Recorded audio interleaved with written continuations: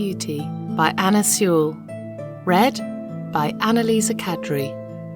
Chapter 27. Ruined and Going Downhill. As soon as my knees were sufficiently healed, I was turned into a small meadow for a month or two. No other creature was there, and though I enjoyed the liberty and the sweet grass, yet I had been so long used to society that I felt very lonely. Ginger and I had become fast friends, and now I missed her company extremely. I often neighed when I heard horses' feet passing in the road, but I seldom got an answer, till one morning the gate was opened, and who should come in but poor old Ginger. The man slipped off her halter and left her there. With a joyful whinny I trotted up to her.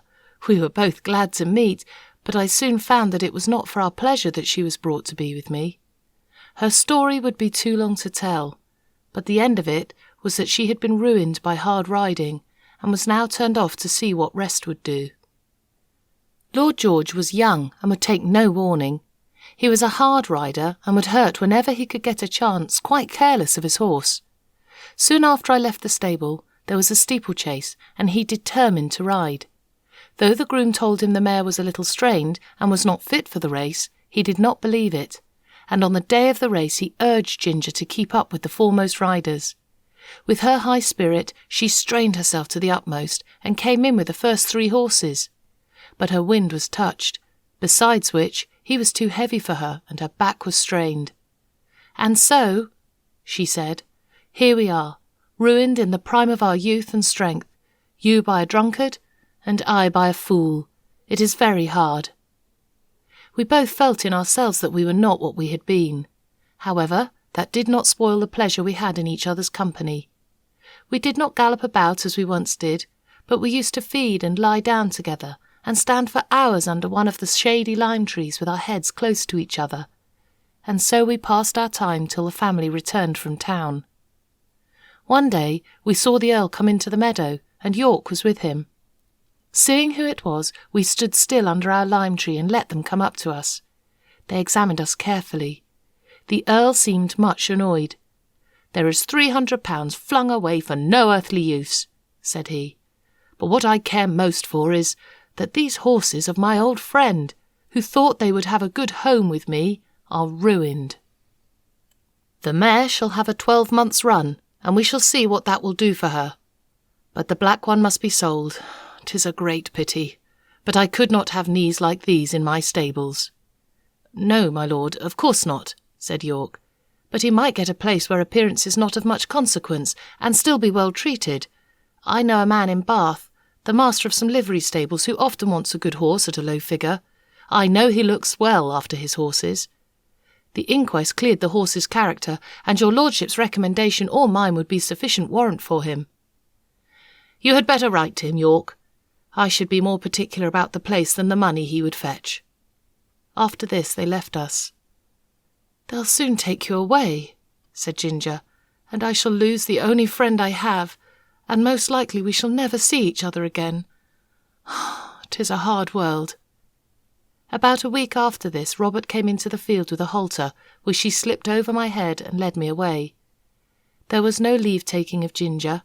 We neighed to each other as I was led off, and she trotted anxiously along by the hedge, calling to me as long as she could hear the sound of my feet. Through the recommendation of York, I was bought by the master of the livery stables. I had to go by train, a new experience to me, requiring a good deal of courage the first time. But as I found the puffing, rushing, whistling, and even more than all, the trembling of the horse-box in which I stood did me no real harm, I soon took it in quietly. When I reached the end of my journey, I found myself in a tolerably comfortable stable, and well attended to. These stables were not so airy and pleasant as those I had been used to. The stalls were laid on a slope instead of being level, and as my head was kept tied to the manger, I was obliged always to stand on the slope, which was very fatiguing. Men do not seem to know yet that horses can do more work if they can stand comfortably and can turn about.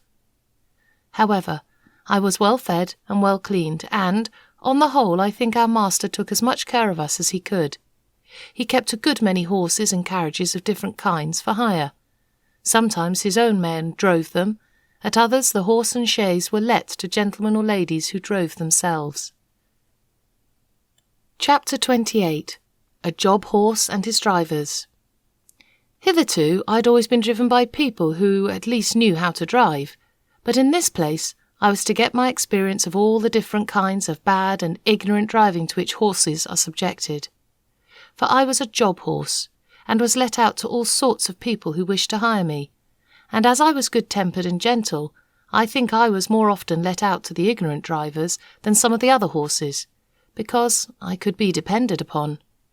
It would take a long time to tell of all the different styles in which I was driven, but I will mention a few of them. First, there were the tight rein drivers, men who seemed to think that all depended on holding the reins as hard as they could, never relaxing the pull on the horse's mouth or giving him the least liberty of movement. These are always talking about keeping the horse well in hand and holding a horse up, just as if a horse was not made to hold himself up. Some poor broken-down horses whose mouths have been made hard and insensible by just such drivers as these may, perhaps, find some support in it.